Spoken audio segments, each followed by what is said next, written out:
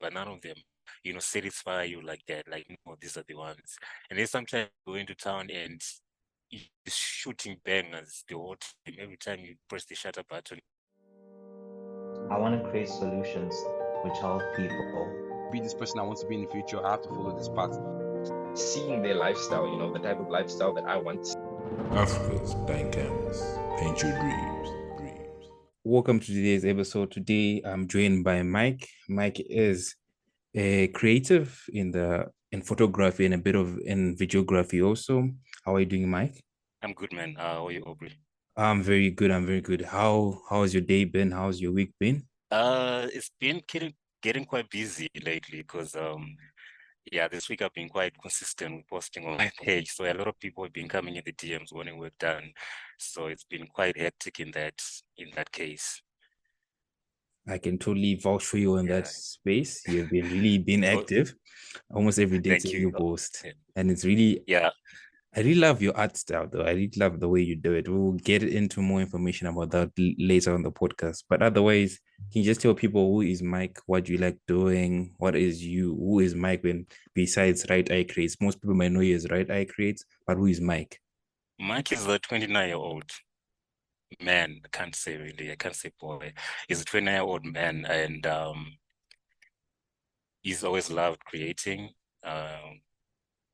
It's awkward when someone asks you to talk about yourself because you then don't know what to say for some reason.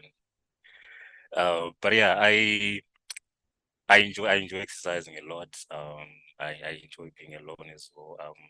I suppose they say photography, that sort of art is mostly individual. It's something that you do alone. So it's considered mostly for introverts. Most of the time, not all the time, but yeah. So I'm quiet, I'm chilled, I'm funny, I suppose, and I love creating. I think it hasn't always been like that. Sorry, I suppose I've always been creating since I was young and everything, but at this stage now, it feels like a niche that I'm actually doing now. So I actually do go to work. I have a 9 to 7, 9 to 5, sorry. But yeah, I leave the office around 7 most of the time. I'm an IT administrator, IT officer stroke at Securico. So that's my day job from Monday to Friday, sometimes Saturday. So when I shoot content, I just shoot like a whole bunch of content, maybe on the weekends. Then I just edit for like next 2 weeks or so. So basically, I don't know if I left anything out that people might want to know, but I would say that's mostly it, if I've said anything at all. So yeah. That's a lovely introduction there, Mike. Especially the way you got a 9 to 5, but somehow you also manage to do your content.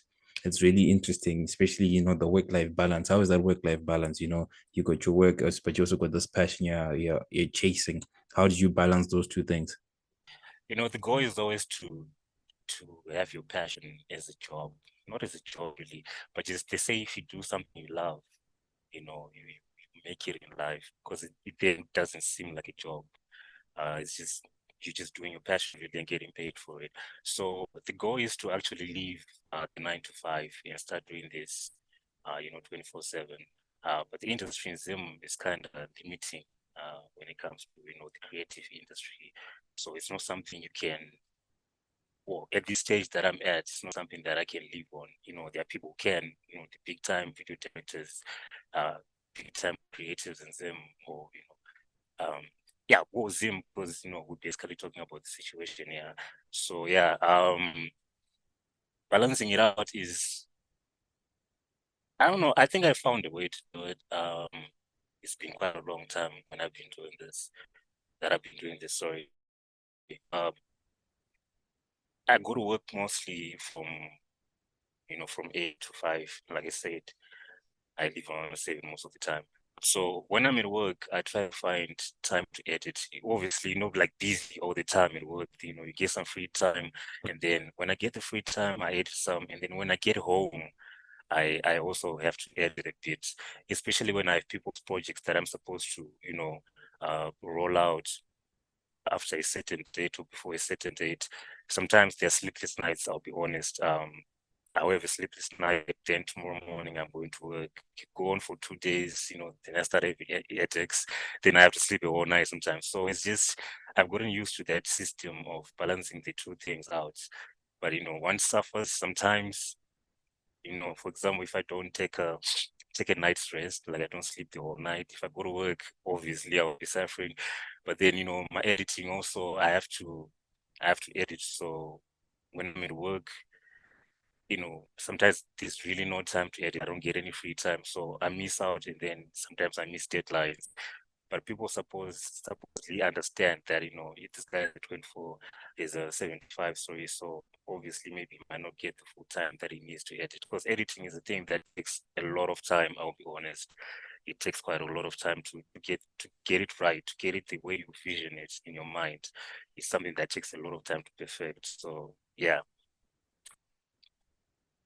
I would like to think that people will actually appreciate that, that editing takes a lot of time, and also you trying to balance, especially I think when a client comes to you and they offer you a project, I think you come up front like, no, I'm not a full-time guy. So some of the timelines you guys might want might not be realistic in my schedule. But I feel like, especially in Zim, a lot of people might tend to understand the situation. Like, of course, he has to get like the bread, he has to put food on the table.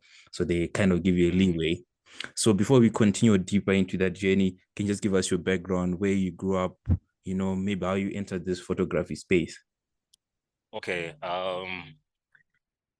Well, as far as I can remember, the first city that I stayed in was well, it's not a city, more of like a town, was in National Bridge. That's where I was staying with my uncle, my mom's brother. I've never really stayed with my parents my whole life. They were alive, both of them. Well, my dad is still alive.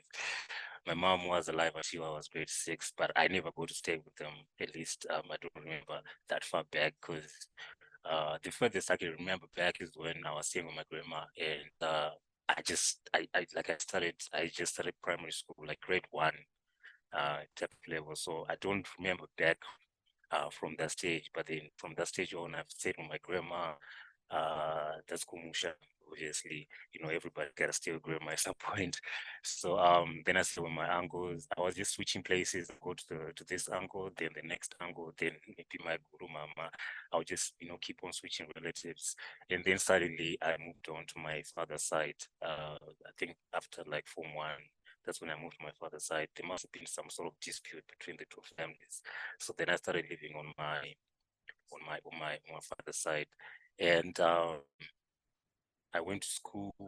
Well, I've been to different schools for my primary years, because I was just switching a lot. And then in secondary school, I was now in Harare. I was now staying, my on my father's side. So I went to for high school. I went to Trust Academy. No, sorry, Form 1 to Form 3, I was at Gogomere. That's a mission school in Mashingo. It's a Catholic mission school. I was there until Form 3, then I moved to Harare, and then I was at Trust Academy. That's where I wrote my O levels. So I was only there for 1 year. And then for the next 2 years, I was for the A level now. I was at St. John's Moradio, the red place of Maroon. Yeah. So then after that, I went to uni, Stellenbosch. Did it work out? I think I was doing that I wasn't put up for, and then like 2 years. Then I came back. Then I went to AU, African University in Mutare. That's when I did computer information systems. So that's how I ended up being in IT.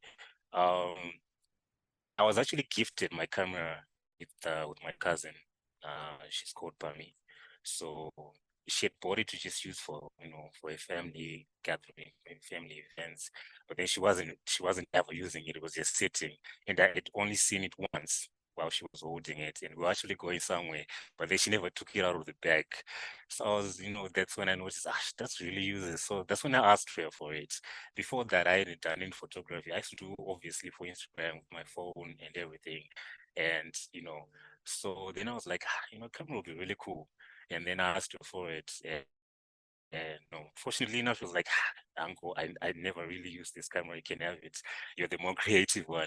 So then she gave me the camera. That was like that should have been 5 years ago. Exactly, 5 years ago. So that's when I started out in street photography, just taking pictures of my family at gatherings and everything. That's what I would post on my Instagram. So I opened the Instagram, righteyecreates.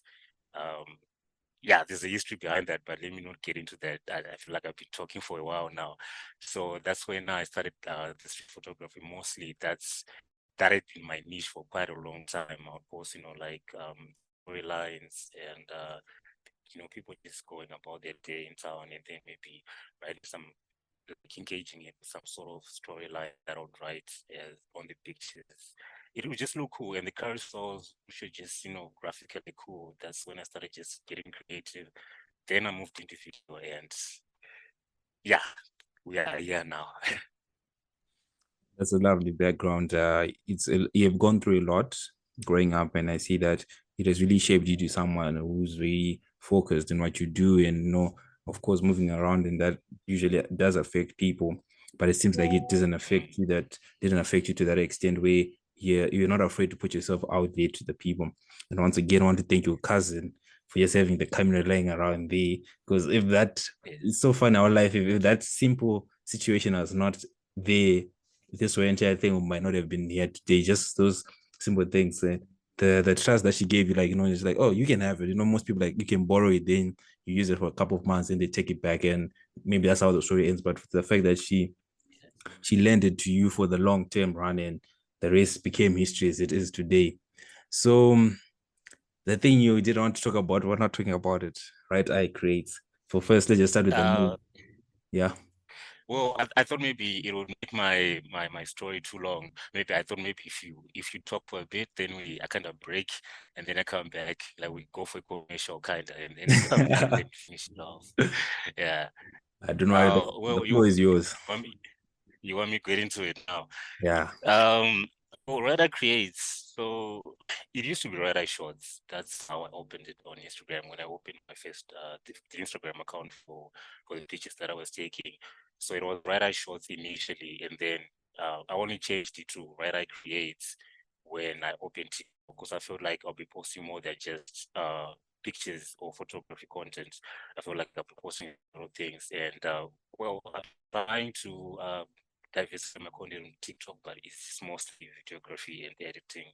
But I try to do memes and music memes. I don't know if you can call them that, something like that. So right eye shots, how it came about to be, my right eye is actually blind. I see with one eye. It happened when I wasn't born. I wasn't born like that.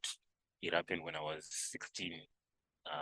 Just did like major migraines, and somehow a vein popped, like on my right eye, and then it's totally blind, doesn't see. It's just darkness. So I only use one eye. So how the name come about? I was like, okay, so I'm blind in the right eye. I try to now see that as my visual eye, the one that sees in abstract.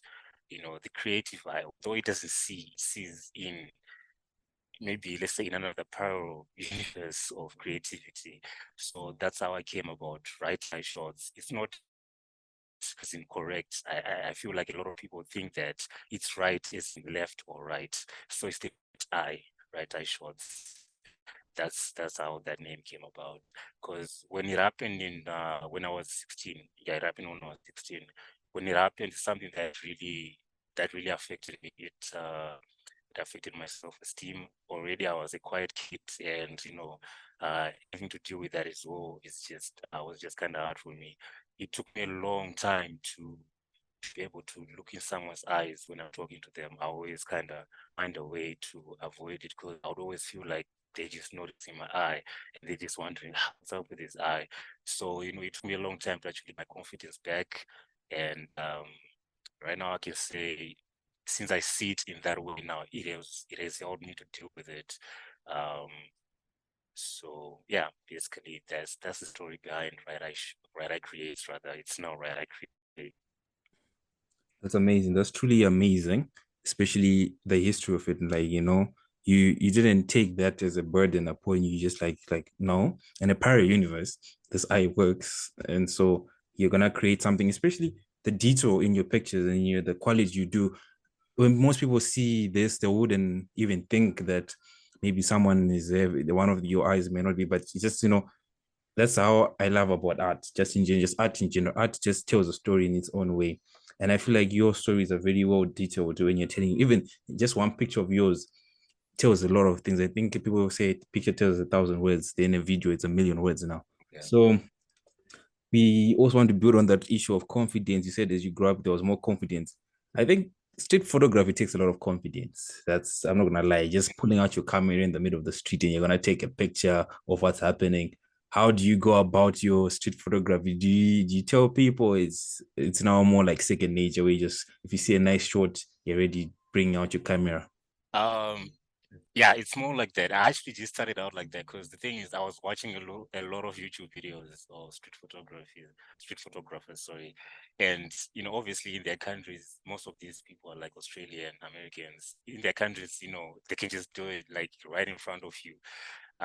It's okay there, I suppose. But yeah, I never really considered that it was different. I never thought of it like that. So I'll just go into town and obviously I wouldn't point the camera straight into someone's face. You gotta be sleek somehow. So using a longer lens, something that you can actually capture a picture from quite a distance. So I always try to use a longer lens. That's quite helpful. And sometimes, when you see a frame that you think is good, you already have your camera set up, like it's already on shooting mode. You just have to button. So sometimes you just gotta be slick and take a real one, a quick one, sorry, and you just flash your camera out and then just do it real quick and nobody will notice. At least know the person you're trying to shoot. But if you've noticed, I actually shoot people from the back most of the times because, from the front it's a bit difficult, even if you have a longer lens, because you're just pointing the camera straight at them. You could be focusing at something else, but to them, you're pointing at them. So that's the thing with street photography. And I also used to be very big. Right now, I'm a bit smaller.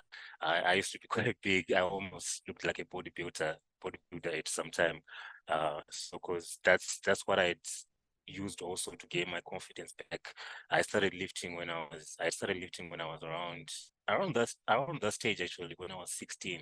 That's when I started lifting weights. So at some point I was humongous, bro, and I think I would just look mean and really dangerous. So I suppose that also helped me somehow, with people not really bothering me or trying to be violent or anything like that, because people in Zim can get like that. But I also think it depends with where you're shooting, because I never try to go downtown. I just try to stay inside the city where, it's more civilized, I suppose. That is very truthful what you said. You have to be skillful about these things because I just imagine just like taking out your camera and your foot, like you said, Zimbabweans are a bit uneasy with this winter, and no one wants to just be caught on camera. Most people are running away from certain things, so you're taking out your camera. It's a bit more, you might end up having some conflicts which are unnecessary. But otherwise, like I said, it's really beautiful, especially the street photography. One thing I always tell people is just like Harare is beautiful. Right. Zimbabwe in general is beautiful. I've been around Zimbabwe. I've seen a lot of places. I think recently I went to Chimanimani. The road to Chimanimani, the beauty you just see there, the nature you just see there in Zimbabwe is like, this is in Zimbabwe. Then I also take it back to like Harare city. Harare is a beautiful city that I always tell people. It's beautiful when there's no one in it. That's one thing about Harare. I always tell people that Harare is beautiful when no one is in town, when no one is moving around. When you just still and just quiet, you can see the beauty in the city, and you seem to be able to do that with your pictures. You have this way of taking something that most people may not see as beautiful, and you turn it into this magnificent thing that is it's a truly amazing skill that you have. And can you just explain us how do you go maybe through your routine of just taking pictures on a day? Maybe they say maybe it's your off day, and then you say I'm gonna take pictures. How is that process like for you? Sometimes it really doesn't. It's really not that easy. Sorry, sometimes I wake up maybe on a Saturday or Sunday and say, okay, let me go do some street photography today. Let me jump into town and take some pictures. I get there and I don't manage to get anything. Like, literally nothing, not even one picture. Because sometimes I don't know. It's just your confidence levels are not I don't know, they fluctuate, I suppose, sometimes. So that happens sometimes. You get into pictures, you get into town, and then you never get a single picture, or you take some pictures, but none of them, satisfy you like that. Like, no, these are the ones. And then sometimes you go into town and you're shooting bangers the whole time. Every time you press the shutter button, banger. So it really depends on the day, I suppose. And thing that I've noticed with photography mostly is if I plan it, it'll fail. It's just something that has to, come there, right there. So I try to always move around my camera so that, whenever I see something, I just, take a shot of it. So wherever I am, my camera is always there as well. I hope no one who wants to steal my camera is listening right now. But yeah, I try to have it always so that, when I get the moment, when I'm in the moment, I just take a clip, I just take a shot there and I move on. But photography is quite it's quite interesting. It's quite interesting because you just choosing your subject. It's just you're just shooting what's there, and I love that about because directing can be quite hard for those people who shoot portraits of models and everything. I don't think I'm that good in directing, so just shooting something that's already there, something that's happening, action. I think that's what I'm good at. So that's why I love street photography as well, because you don't have to direct people in the streets or buildings or anything. You just have to shoot. And so yeah, that's street photography. But yeah, if you just I always tell people that, just out in town with your phone, just taking pictures. That's how you start. And then you get a camera. And then you kind of just ease into it from the phone to the camera. And then, just keep on continuing. I didn't start off with the camera for street photography, but I think that's the easiest way to go about it, because people are always afraid, people take my camera. Sometimes people don't really mind most of the time. They might just come to make a conversation. What are you doing? So do pictures. Can I get your number? It's mostly those conversations rather than, hey, what are you doing? Why are you taking pictures? That is if you're in a, maybe restricted place. Sorry, restricted place. Hey, Chirungu. So I've had a few encounters with soldiers actually. I was in second street. Is it second? No, it's not second. It's the room with the parliament buildings. I didn't realize I was there. Like I was just shooting the whole time. And then I took a flag of one of the buildings. I took a picture of the flag of one of the buildings, and the soldiers called me. It wasn't a big issue because it was just a flag, but I had to pay something like $10 to just get out. Otherwise, I don't know what would have happened. So yeah. Wow, that was a close counter, but at least you got out fine. Nothing was happening, nothing was damaged. As you were talking, I was having a lot of thoughts and listening to your conversation. Another thing I do love about pictures, my favorite type of pictures are action pictures, like pictures captured in the moment where your subjects are not even paying attention, like at a party, at something, or just like doing town, like people just doing their own business. Because those pictures have the more stories to tell. They're kind of different from the ones where someone sits down and you've got your winter setup. But the ones when people just being all natural, you take it, it says so much to the person who's gonna see it. That is truly amazing. And that's one skill that you have well and pinned down. And I see it in your pictures. There's always so much story to tell in your art. Then there's this saying that we're always supposed to improve our skills, and I see that you have done that. You have moved from not like moved, but I see that it used to be, as I went down your Instagram account, used to be like still photos, then you upgraded to put it into videos now, then into adding effects on that. And especially like the effects because the effects were the ones which made me know you. It was the cloak effect, the one you did for I'm not sure which church is it. The cathedral. Yes, that one. The one close to the Parliament building downtown, yes. Close to Fourth somewhere. Yeah. That's the one. That's the one, and especially the way the towers, you made the cloak come out, and I was like, this is truly amazing. The editing, the winter vibe of it. So how did you then transcend from just doing normal photos into doing a bit of videography and also a bit of After Effects now? Because I see that on your profile it says use a Canon 700D plus Photoshop plus Premiere Pro plus After Effects. So how did you then bring this new type of art? Because a lot of people do take pictures, a lot of people do take videos, but no one does it in a way you do it. How did you build that skill of yours, that brand of yours? I'm I'm always interested in really cool stuff. I just like being creative. Actually, when I was at AU, I was running the meme page there.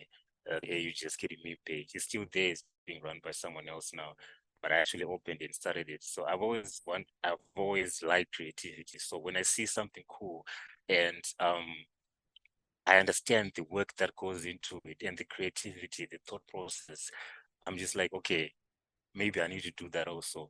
So I've I've I've always watched that kind of content on Instagram, on my Instagram reels, and I have most of them saved from, some top of the world. So I just started learning from them, from their tutorials on YouTube.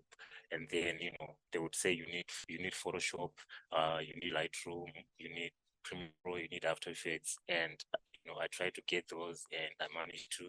So I would just learn from them almost every day. I watch tutorials almost every day, and I still watch them up to now. Even when I'm editing like a project, and then I need to an effect, but then I'm not sure how to do it, or maybe I forgot, or I have no idea how to do it.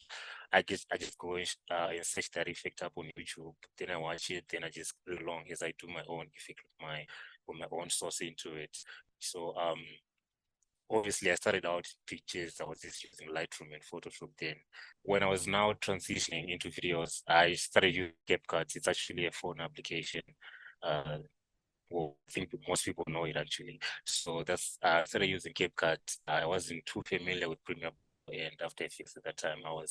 I had them, but then I was still trying to learn how to use complicated then. So I would basically do my color grading, everything in Premiere Pro, and then I would export my clips to CapCut. That's where I would do most of my transitions. They were minimal then, but that's what I would do. And put the text, like the lyrics, over the top. I would do that in CapCut. Then I started learning Premiere Pro, got used to it, and started learning After Effects. After Effects is really complicated as well. Now, it's getting a bit easier. It's becoming a bit more natural to work with the applications. They're really good applications, I must say, because the things you can do it's just your imagination, really. So whenever people actually ask me how to do the things that I do, I always tell them to just maybe watch some YouTube videos. That's what I did. That's what it takes. They teach you the basics, and then you got let the rest of imagination, do the work. So that's what I always tell people when they ask me, like, can you teach me how to edit? It's like it's not that simple, because there are processes within processes, in editing to achieve one effect. It's not just a tip of a button. You gotta do some processes and more processes to just achieve one effect. So I always tell people, watch this guy on YouTube. I recommend a couple of channels and say, but you gotta be creative as well, because it won't help if you're not a creative. No offense, but that's the matter of the case. You gotta be creative to be able to actually apply those effects to your own work, because you can't do the same thing that you would have watched on YouTube, because it's not the same clip. You have a clip, so you gotta use what you have, using what you have learned. So editing has become sort of natural now, but it's a growing phase. Trust me, it took me quite a lot of time to actually be able to do the things that I do now. It's a very long process. Not a very long process, but it just requires you to just keep on learning, to just keep on practicing. You have to practice. So yeah. Thank you. Those were some words. You really said a lot to people, and how people get that it's a process. It's not something that's done one day. Next day you're already the best in the world, and you're already doing or creating all these things that you're already doing. Because even when as usual, I think your profile says it a lot on Instagram. If you go to the earlier videos, then you go to the later videos, you can literally see that you are always improving. You're always trying to learn new things, and getting better and better. I always say to people who also want to get in these fields, I myself am a graphic designer, but not at your level or anything like that. But I always tell people, like, when you see something online, when you try and copy it, in that failure of trying to copy what that person has done is when you create your own thing, is when you create your own special touch, your own brand of editing or your own brand of photography. When you're like, oh, this guy, what they did is cool, let me try and do it. But sometimes you might never get it exactly as it was, or you get it, then you start thinking more, like you said, you start thinking more things on top. maybe start getting better ideas like, oh, what if I do this effect? What if I do that? And you create this whole entire new thing that people haven't seen before, and people are bound to fall in love with it. Then, like yourself, how does, I think most people right now want to say, okay, I'm someone like you, I'm someone like Mike, I have my photo, I've got my camera there, I got my thing. How do I get some clients also, on the side? Because I feel like you said, people always want to do their passion to an extent, that but you also want to make money of their passion. People might want to know, how do you get clients? How do you is it marketing? Just a bit more of the business side of your skills. At the moment, I can't say. There's quite a bit. I get a few clients. Okay, maybe I'm being too humble. But I never really look at it as a business. I think that's the bottom line that I'm trying to say. I can't really say I market my work. I just try to post as much as I can on Instagram, TikTok.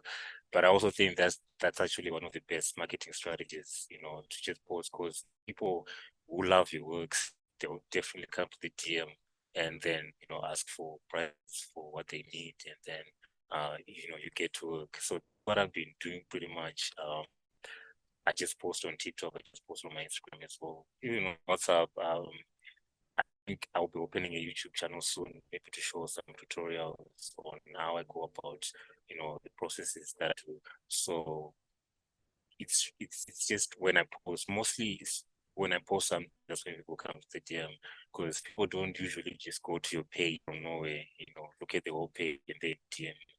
They come to when you post something, and then it goes out to a lot of people. A lot of people see it who might not even know about you, and probably is a music artist, someone also in the creative industry, and they want your type of content, then they definitely inbox you. So that has always been my strategy in sort of marketing myself, in quotes. I never really do any ads or flyers. I just really post on my social media, and I engage people who might be interested in that, and they get to work. That's mostly it. I've actually worked with people from the UK, artists from the UK, some from Nigeria, some from Australia. I don't really post my work on my page. I feel like it's private for them. When they post it, maybe, they can take me fine, but then on my page, I feel like, that's sort of like work now. It's not really going to show my own creativity, like things that I would do short. Because for most of these people, I would have just edited their music videos, they're sending clips, then I edit them, then I send it back. That's lovely. That's lovely. Especially like you just said, you don't really think of it as a business to you. Of course, if clients do come, it's not like you're gonna turn away the extra funds. And especially like you said, every time you post, it's usually when you post something, then people find it, then they will definitely come into the DMs. I think, yeah, I think Instagram, like, and TikTok is like the best marketing out there. You can just put yourself there, not even in the intention of marketing it, but you find your clients coming to you. And I would say definitely please start a YouTube channel so you can learn some of those skills, so we can also upgrade our skills, that we can also create amazing things like you do. So one of the few things that we want to get over with is just like, can you just tell us, some advice to those people who are out there also starting in terms of photography and all the skills you do? Like someone wants to get into that part of the world. What type of things would you say? What type of roadmap would you give them to get things up and running? Especially, I know in terms of media creativity in Africa, it's not something that is very looked well upon. Yes, it's slowly coming there, like most industries, it's slowly getting up and up, but not a lot of people are supporting their children to be like, oh, you want to be a photographer, you want to be a videographer, oh, you want to go to school for this stuff. So what advice would you give to those people who got the ambition and the passion to get into this? Well, with the situation in Zimbabwe, obviously, I think I won't blame the parents also for for not wanting their kids to to be creators, because creative work in Zimbabwe, I notice, it's kind of downplayed a lot. Creatives don't really get exposure that much. Even look at Sim Celeb, the posts that they usually do, I guess, like drama. They do some creative work, but it's rarely they really post creators on their page. And the I'll talk in terms of entertainment industry as well. You know, you can see that creativity and visuals are not really good, even if you watch ZPC. You know, it's just really basic. You know, there's not much to it. But if you have a passion and you're good at it, you know you're good at it. You know, you love taking pictures, something that you know you actually want to do the rest of your life. I would just tell you to, you know, just don't be afraid. You know, don't be afraid to fall. You know, just take out your phone even. Just start taking pictures around the house. You only get better the more you do it. But you know, you don't get to enjoy it or to a stage where you are content by just, you know, thinking about it. You have to get out and do just take a picture of something, take a video of your family, you know, get better at it. Yeah, get better using software. You know, you just keep on growing. That's the thing. The moment you start taking out your phone, you just taking pictures, videos, small videos, you know, a few pictures, get into town, maybe take a few pictures of buildings, some landscapes, then you move into a camera, then you start seeing your stuff. It only gets better if you have a passion for it, because your passion for it makes you consistent. So I would say if you're being told to, you know, to not pursue photography, you know, just pursue it on the side. Don't let it be your main thing. Just pursue it on the side, and eventually it will overtake the main thing you're doing, and then you might start actually living with photography, with videography, because you only get better with time. You know, the more time you put in practice. That's very lovely. Like you said, you only get better with time. Just keep on doing it, just keep on doing it. If it eventually overtakes the main thing, make it the main thing, give more time and focus there.